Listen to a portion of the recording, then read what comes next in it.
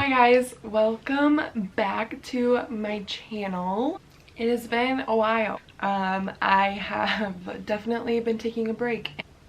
I think a lot has happened and that's why I haven't been back on YouTube. I opened my own salon in like a matter of 2 weeks. I wanted to finish my testimony, so I'm going to finish my testimony for you guys on this video, but I will be doing more of an updated video on where my life's at now, especially with just how crazy the world is right now.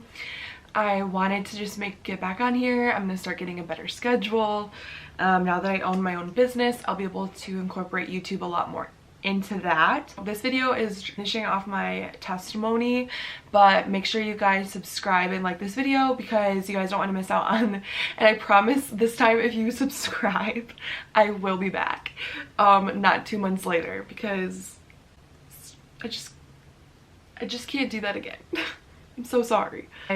Yeah, I wanted to, I know a lot of you guys have been just like on the edge of your seat on like what has happened. So if you guys are watching this video, make sure you guys go and watch my part 1 of my testimony because this video won't make sense if you don't watch the first one. So make sure you guys, and I will link that down below, or I'll put that somewhere in this general area.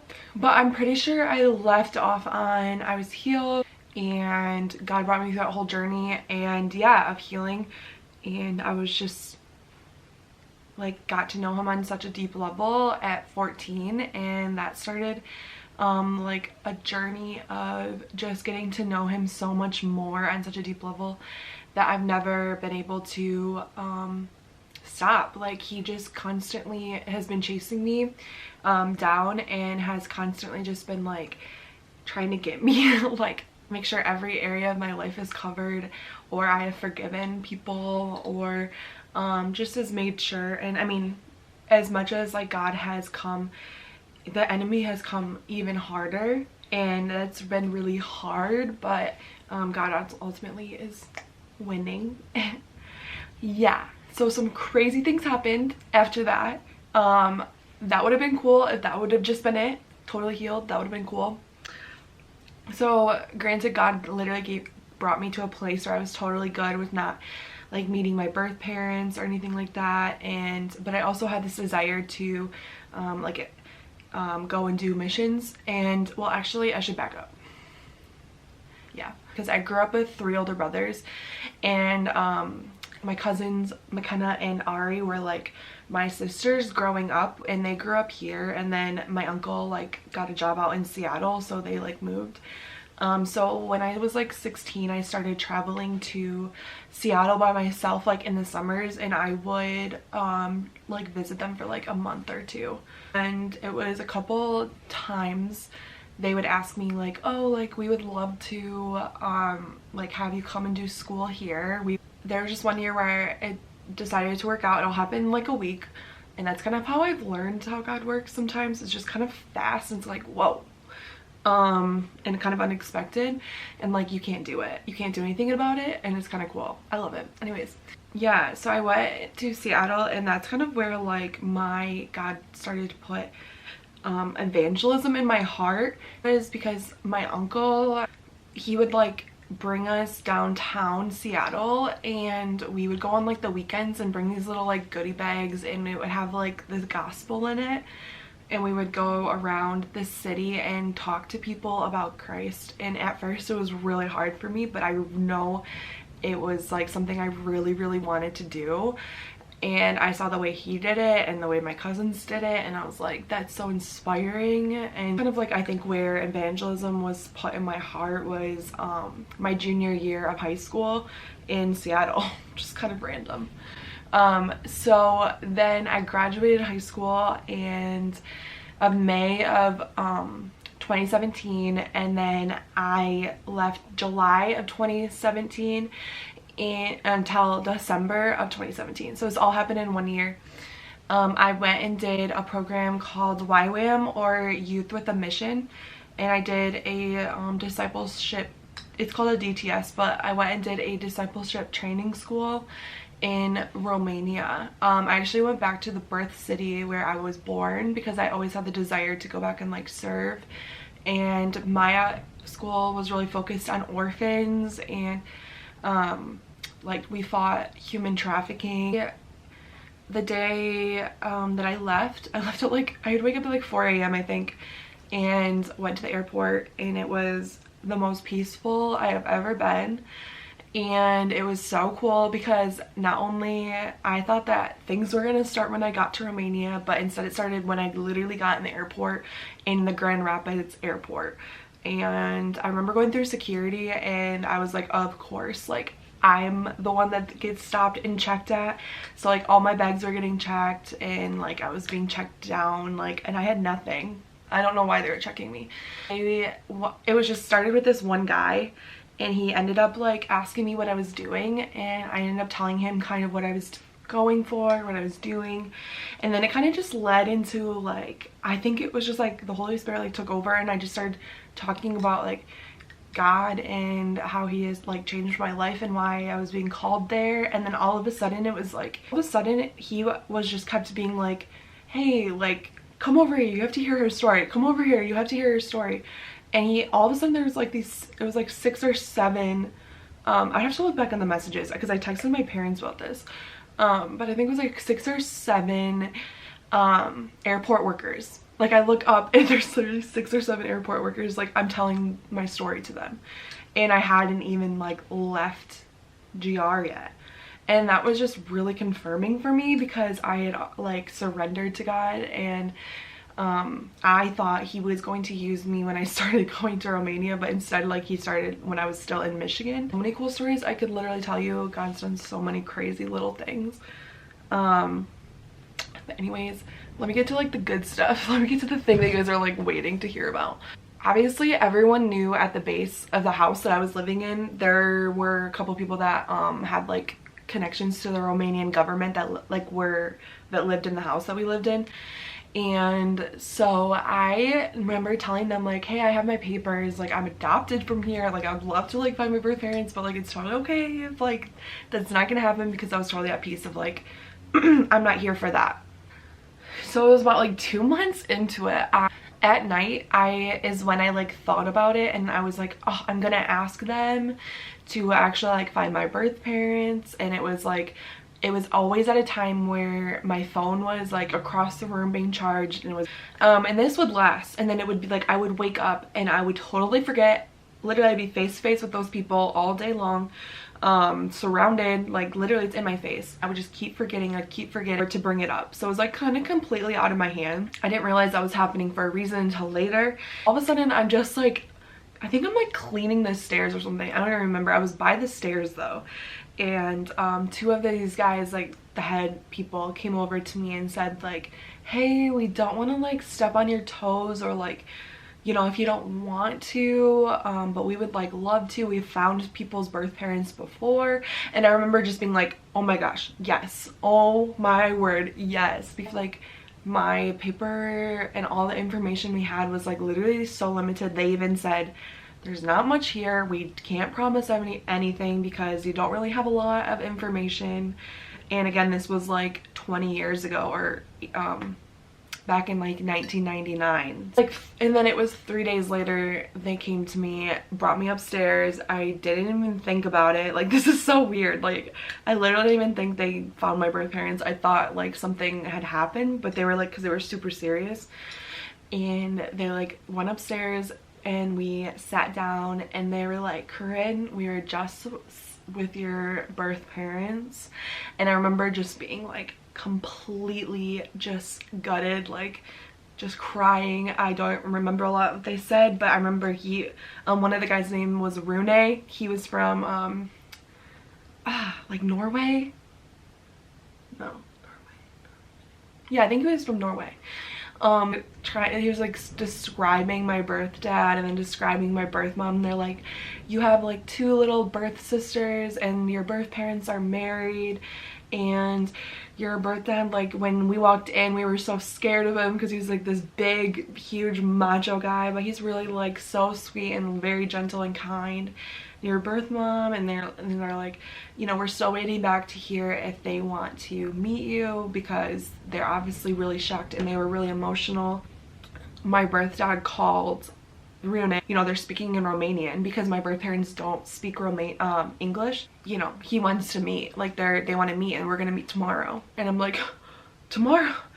Oh my gosh, okay. Like this all just happened so fast. And it went from like 0 to nothing, like everything. And I was so excited and so nervous, and I didn't know how I was gonna communicate. So I remember bringing like 5 people to translate for me. And we had they have a couple like different houses, so we went to like one of their houses in a different town. And I remember sitting down and they were just like talking, and I didn't even have to ask for my story, and they just ended up just starting to talk about my story and telling me everything I needed to know. And of course they said like if I had any questions that I could ask them, and I did. My birth mom, she actually like went in to get an abortion, and back then like abortion rates were just like so crazy. And I always like remembered growing up being like, I remember looking up the abortion rates because I was like, why didn't she abort me? Because like obviously she couldn't take care of me. I was really grateful obviously, but confused. And so to find out like she did almost abort me was crazy, because she did. She said that all of a sudden, and this was so cool because she did say like she was literally, and they like did not have to test or anything, because they were just doing abortions after abortions all the time, and just was gonna get it. So she was on the table about to get it done, and they she said all of a sudden it was like something just happened, and the nurse like told her that she was 5 months along and that they can't abort past 3 months, and that she had to go home and like couldn't get an abortion. So then she said she was like scrambling, and they thought that they were just going to give me to one of their friends to raise me until they got their feet on the ground. And it wasn't until they the day that they were giving birth to me, she was giving birth to me, they not only did that because they hid me from their whole family. So like even to this day, like me and my birth parents, I mean obviously now my birth sisters know about me, but at that time it was just me, and my birth parents knew about that I existed, even though they lived with her parents at the time, which was crazy. So she hid me that whole time.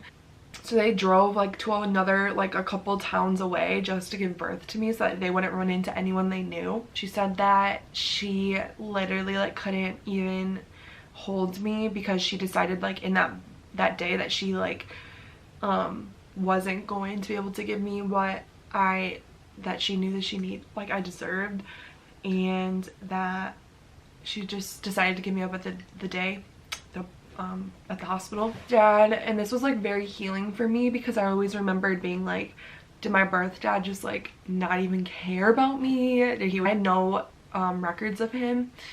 And he told me, because I remember kind of getting a little angry at him. I'm like, why didn't you like show your face on my papers or anything like that? He said I could never sign those papers to give you away, because I never wanted you to grow up believing that I never wanted you, because I've always wanted you. And that was like so healing for me. And I remember being like, wow, like that's not what I was expecting to hear, and not what I grew up believing my whole life. And there's just like a lot of things that happened, but I do think it's just so cool to think that God like brought me through so much here, and like he healed me to a place that I didn't need to meet my birth parents. I didn't need that to survive like I used to, like I did before. And I met them like whole, and I was able to forgive them, because I not only was able to forgive them when I met them, I told them I forgave them. I also got to share the gospel with them, and obviously they did not, and I still am believing that they will become Christians someday, but they did not. They thought I was crazy, but whatever. Who doesn't think I'm crazy? So cool that God brought that all together. He healed me, and then he also fulfilled that desire in me that wasn't really that huge like gaping hole anymore, but he still like gave me that as like a gift almost. I'm still like in communication with them like through translation, like here and there. So that's what's gonna happen. Who knows how he's gonna use me in their lives, and I hope and pray that they become Christians, and yeah, and I hope that someday they will be able to hear my story, and I'll be able to translate my story to them so that they can know. I'm filming this right now because I just was editing this video and I realized I forgot to say something really important, so that's why the lighting's really weird right now, so just ignore that. The reason why I kept forgetting was to bring it up those couple months while I was in Romania to go find my birth parents. Actually had purpose. When I ended up meeting them, they actually said they would have like been sent out to find them even 1 or 2 days earlier than when they went out. They would have never found them because they did end up actually living their original address. They lived 2 houses down from that were on my adoption papers, which is just unheard of. And not only that, they also lived a block away from the house I was living in. So it was literally insane. And they said that they have all these houses in different, like in Greece and in like different parts of Romania and stuff, and they live in different homes at different times of the year.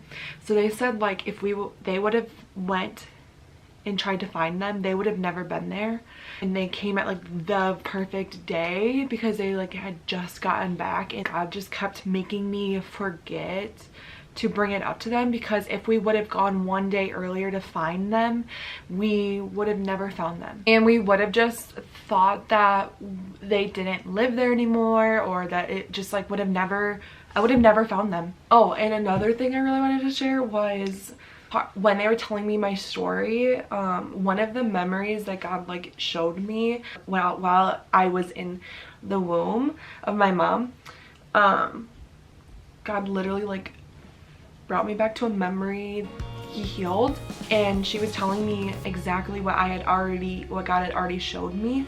She literally told me like the exact thing that God had already showed me, and I remember being like, I already knew that. And I remember telling my parents, my family, like she shared this, and it literally like I already knew that happened, and I could never ever doubt again. Or not again, like, but I just like never can doubt that what he has done in my life was real or not real or whatever.